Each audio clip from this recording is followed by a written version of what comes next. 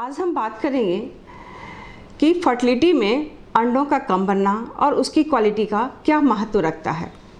तो सबसे पहले हम ये बताना चाहेंगे कि जब भी एक नए शुरुआत होती है तो उसमें स्पर्म और oocytes दोनों की बराबर की भागीदारी होती है।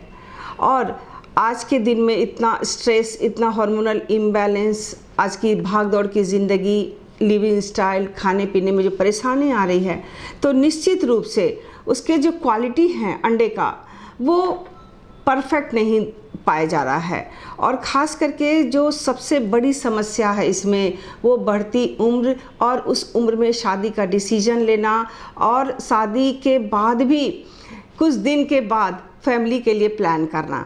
तो एज बहुत बड़ा फैक्टर होता है और साथ ही साथ आज के लाइफ स्टाइल।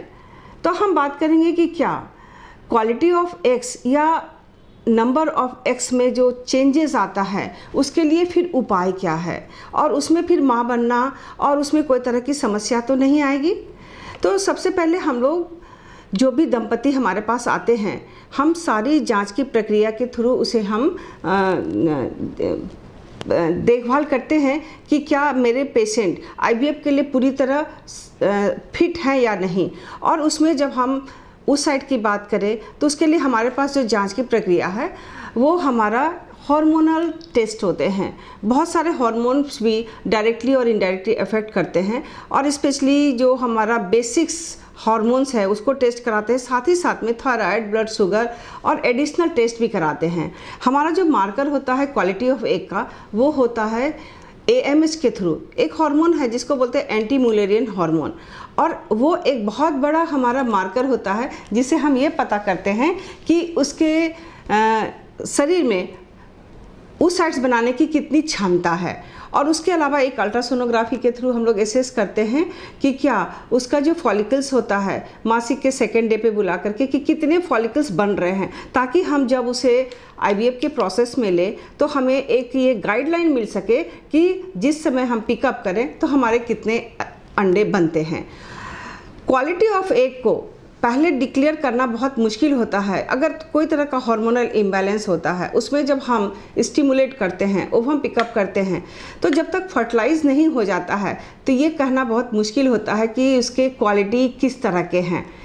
कभी कभी तो देखा जाता है कि काफ़ी अच्छे उसके नंबर्स हैं, फॉलिकल के साइज़ हैं, बाकी इसका सारा पैरामीटर्स काफ़ी बढ़िया है, लेकिन उसके बावजूद भी जब फर्टिलाइजेशन के बाद हम टेस्ट करते हैं तो देखते हैं कि टोटल उसका जो है ग्रोथ अरेस्ट हो गया है।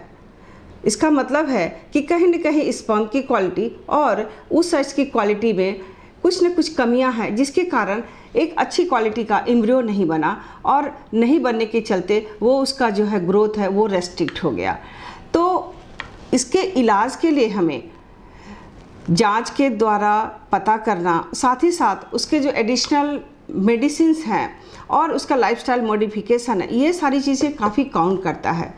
अगर हमें कहीं भी अंडा की क्वालिटी पर शक आता है तो पहले हम कुछ मेडिसिन जो मार्केट में फॉर्मुलेटेड है हम उसे 3 महीने के लिए उसे चलाते हैं। निश्चित रूप से कुछ न कुछ तो एडिशनल इफेक्ट हमें मिलता है। मार्केट में बहुत सारे ऐसे फॉर्मुलेशंस हैं जिसमें मल्टीविटामिन्स, मिनरल्स और कुछ और भी कंपोजिशन रहते हैं जो अंडा की क्वालिटी को बढ़ाने में कारगर होते हैं। और साथ ही साथ पेशेंट के साथ मेरा एडवाइस रहता है कि लाइफस्टाइल मॉडिफिकेशन करो, रहने सहने का, खाने पीने का, उठने और सोने का, ये शेड्यूल जो है वो बिल्कुल ही एक आम नॉर्मल आदमी की तरह होना चाहिए। उसके बाद हमारा हार्मोन जो है वो टोटली बैलेंस होगा और उसके बाद जो ओव्यूलेशन होगा वो गुड क्वालिटी का होगा। साथ ही साथ हम लोग मेडिटेशन के लिए भी एडवाइस करते हैं और इसके साथ साथ जो भी उनका मॉडिफिकेशन लाइफस्टाइल होता है उसको हम टाइम टू टाइम चेक भी करते रहते हैं कि उसमें कितने चेंजेस आते हैं। और अल्टीमेटली जब बहुत कुछ करने के बावजूद भी क्वालिटी ऑफ एग्स नहीं बनते हैं, पिकअप करने के बाद एम्ब्रियो का जो है ग्रोथ रेस्ट्रिक्ट कर जाता है, तब हमारे पास एक अल्टरनेटिव जो व्यवस्था होती है, हमें डोनर का सिलेक्शन करना पड़ता है। हालांकि बहुत लोगों को इस चीज़ के लिए एग्री नहीं होते हैं, लेकिन हर कुछ करने के बाद जब हमारी क्वालिटी ऑफ एग अच्छी नहीं बनती है तो हमें उसका सहारा लेना पड़ता है। धन्यवाद।